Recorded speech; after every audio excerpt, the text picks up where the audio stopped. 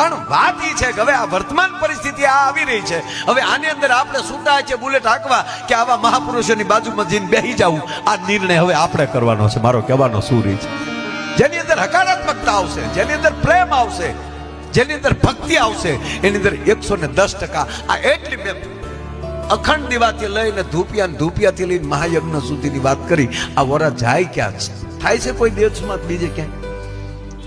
આ ભૂરિયા કઈ અહીંયા આવીને ભજન કરવા મળ્યા. ભૂરિયા ઓમ નમો ભગવતે વાસુદેવાય, હરે કૃષ્ણ હરે. તમે જો તો ખરા, ઢોલક ડોકમાં લઈ લઈને ભૂરિયા કરે, કૃષ્ણ હરે કૃષ્ણ કરે.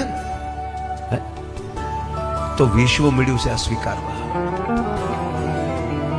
આપણે નો રહી જાય ઈ વાત છે.